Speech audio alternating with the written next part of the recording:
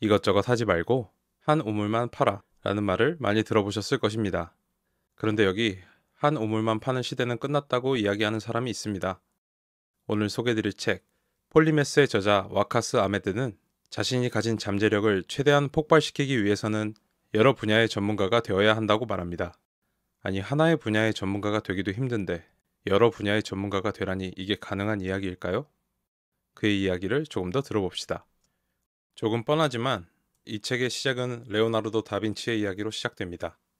여러분 모두 아시다시피 다빈치는 예술, 공학, 의학, 지리학, 식물학 등 여러 분야에서 다양한 성과를 남긴 위대한 인물입니다.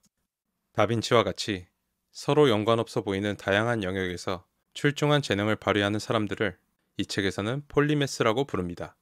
그런데 우리가 이걸 몰라서 못하는 게 아니고 하기 어려워서 못하고 있는 게 아닐까요? 이 책의 저자 와카스 아메드는 우리 모두 폴리메스가 될 수 있고 폴리메스가 되어야 한다고 이야기합니다. 이게 어떻게 가능하다는 것일까요? 모든 인간은 다양한 잠재력을 타고납니다. 잘 생각해보면 우리 주변에 하나만 특출나게 잘하는 사람은 오히려 드뭅니다. 예를 들어 피아노를 잘 치는데 요리도 잘하면서 게임도 잘하는 친구, 농구를 잘하고 노래도 잘 부르면서 협상 능력이 뛰어난 직장 동료, 이런 경우들을 쉽게 떠올려 볼 수 있을 것입니다. 반대로 이 친구는 수학은 기가 막히게 잘하는데 다른 건 아무것도 할 줄 몰라. 이런 사람은 오히려 매우 드물고 특이한 취급을 받을 것입니다. 이렇게 다시 생각해보면 우리 주변엔 하나만 특출나게 잘하는 사람보다 여러 부분의 장점을 갖고 있는 입체적인 사람들이 많은 것 같습니다.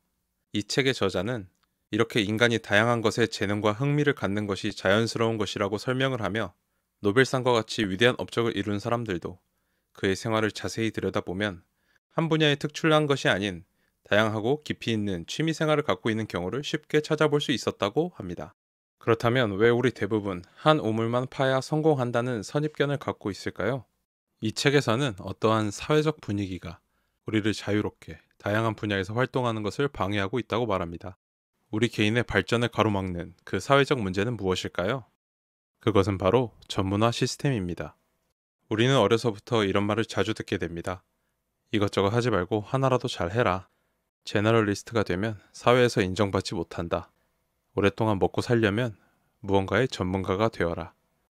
이런 식으로 사회는 개인에게 하나에만 집중할 것을 요구합니다. 대부분 사람들이 다양한 잠재력을 갖고 있음에도 불구하고 말이죠. 돌이켜보면 고등학교에서부터 문과, 이과를 결정하고 대학에서 전공을 선택하고 세부 전공으로 더 깊고 좁게 자신의 분야를 결정합니다. 그렇게 다른 분야에 눈을 돌리지 못하고 정신없이 스스로를 몰아세웁니다. 전문화가 무조건 나쁜 것은 아닙니다. 효율 면에서 보면 각자 맡은 분야를 집중적으로 해내는 것이 좋은 결과물을 내는 경우도 있습니다. 예를 들어 누군가는 식량을 생산하고 누군가는 의복을 만들고 누군가는 집을 짓고 이렇게 각자 할 일을 하면 사회는 아름답게 돌아갈 것입니다. 그런데 이것도 조금만 더 깊게 들어가 보면 내가 식량을 만들면서 책을 읽고 글을 쓰고 싶어도 사회는 식량 생산, 즉 농사에만 집중할 것을 요구하기 시작합니다. 만약 내가 옷과 구두와 모자를 만들다가도 문득 떠오른 아이디어로 노래 한 곡을 만들어 보려고 하면 주변에서는 옷이나 잘 만들라고 할 것입니다. 이렇게 전문화의 최초 의도는 좋았을지 모르나 사회적 강요에 의해 개인의 개성을 죽이고 살아가게 되는 것입니다. 이런 사회에서 가장 이득을 보는 사람은 누구일까요? 그것은 해당 시스템 꼭대기에 있는 관리하고 통제하는 사람들일 것입니다. 과거 어떤 지역을 다스리는 왕의 입장에서 보자면 백성들이 딴짓하지 않고 맡은 일에만 몰두하기 바랄 것입니다.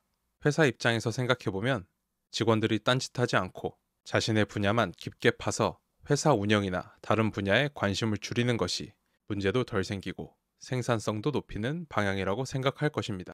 사회가 이렇게 전문화를 숭배하는 방향으로 변해간 것은 그것으로 이득을 보는 세력이 그런 분위기와 환경을 조성했기 때문이라는 것입니다.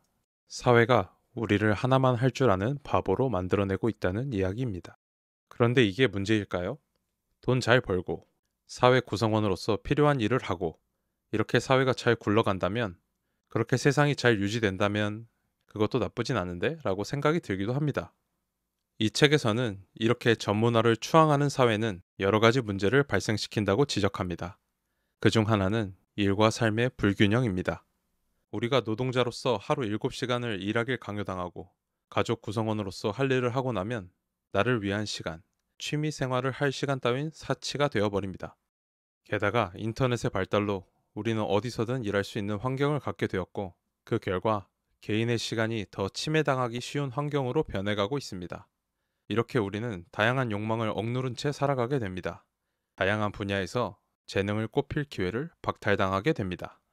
추가로 지적하는 문제는 생존입니다. 호주에서 서식하는 코알라는 유칼립투스 잎에만 의존해서 살아가는데 만약 그 식물이 멸종하면 코알라에게 기다리는 것은 멸종밖에 없습니다. 코알라의 삶을 인간의 삶에 빗대어 생각해보면 사회가 급속도로 변화하는 지금 시대에서 만약 우리가 하나의 전문 지식만 갖고 살아간다면 그것은 생존 확률을 매우 떨어뜨리는 결과를 가져올 수 있다는 것입니다. 멀리 갈 필요도 없이 알파고, 챗 GPT로 대표되는 고성능 인공지능의 등장으로 많은 사람들의 일자리가 위협받고 있는 것이 당장 우리가 마주한 현실입니다. 그래서 저자는 자신의 잠재력을 최대로 높이고 급변하는 사회에서 생존율을 높이기 위해서는 우리 모두 폴리메스가 되어야 한다고 이야기하는 것입니다. 우리 모두 완벽한 육각형 인간이 되어야 한다는 것은 아닙니다. 적어도 3가지 정도에 있어서 준 전문가 수준이 되어야 한다는 말입니다. 그런데 과연 평범한 사람들도 폴리메스가 될 수 있을까요? 이 책에서는 평범한 우리가 폴리메스가 되기 위해서 먼저 자기 자신을 이해하는 것으로부터 출발해야 한다고 이야기합니다. 우선 우리가 어떤 사람인지 잘 살펴봐야 합니다. 내가 갖고 있는 개성이 무엇인지 찾아내야 하고 나의 개성을 온전히 이해한 후 그 개성이 열정과 만나 집중적으로 발전시켰을 때 성과를 낼 가능성이 높아진다는 것입니다. 이 과정을 거치다 보면 내가 하고 싶은 것과 내가 잘하는 것에 괴리가 올 수 있습니다. 이때 중요한 것은 내 자신이 갖고 있는 개성을 받아들이는 태도라고 말합니다. 내가 잘 하지 못하는 것에 대한 열정은 결국 금방 식어버릴 가능성이 높기 때문에 자신의 타고난 성향을 잘 돌아보면서 열정을 쏟아부을 최적의 재능을 찾아내야 한다는 것입니다. 나의 재능을 찾아내는데 특별한 방법이 있는 것은 아닙니다. 다양한 시도를 해보는 것은 기본이고 잊지 말아야 할 것은 반드시 그것을 평가해 봐야 합니다.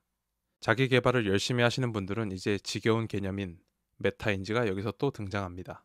성장과 관련된 책을 볼 때 항상 거론되는 개념인 것을 보면 메타인지는 스스로를 발전시키는 데 가장 기본이 되는 요소라고 생각이 듭니다.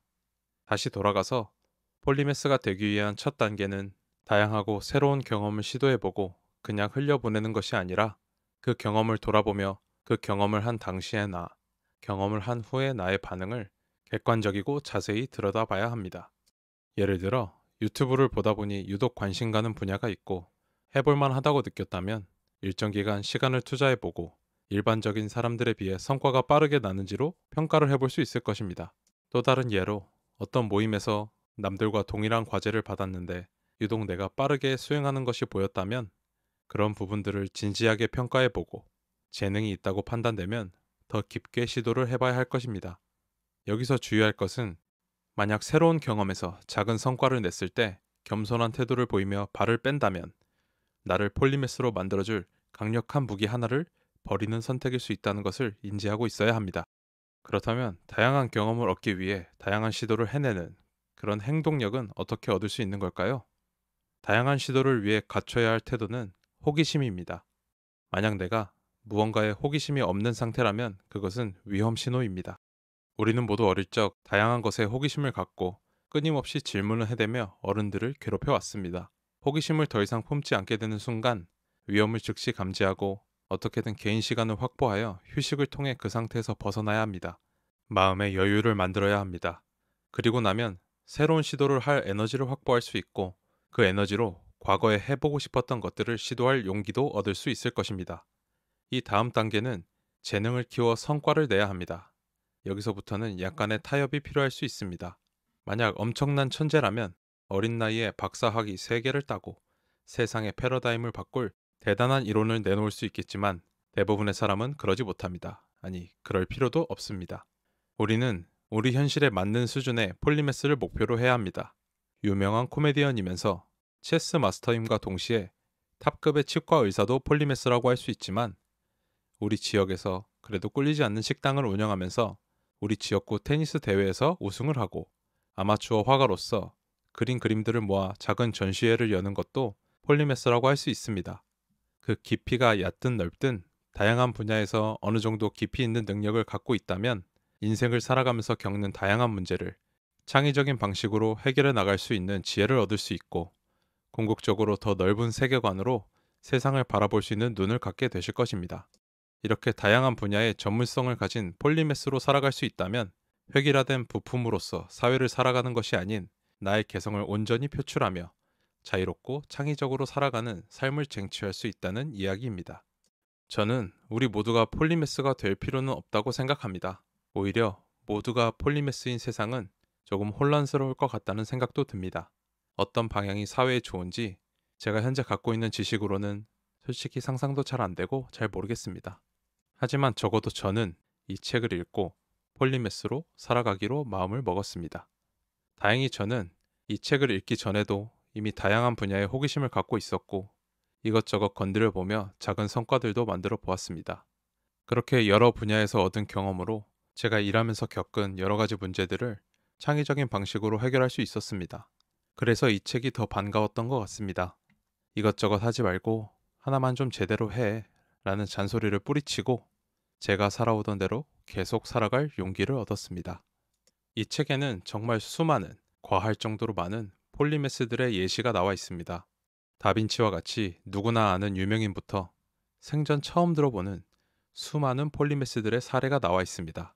그 방대한 자료를 보다 보면 누구라도 폴리매스가 될 수 있다는 생각을 자연스럽게 갖게 됩니다. 여러분도 도서관이나 서점에 가셔서 이 책을 읽고 자신과 비슷한 사례를 찾아낼 수 있으시다면 내 안에 있는 다양한 잠재력을 조합하여 감춰진 능력들을 폭발시켜 더 높은 성과를 내고 진정한 자유를 얻은 미래의 자신의 모습을 뚜렷하게 상상하게 되실 수 있을 것이라 생각합니다. 오늘도 긴 영상 봐주셔서 감사합니다. 다음에도 여러분들께 도움되는 내용으로 다시 찾아뵙겠습니다. 영상 내용이 도움이 되셨다면 구독과 좋아요, 댓글까지 부탁드립니다. 감사합니다.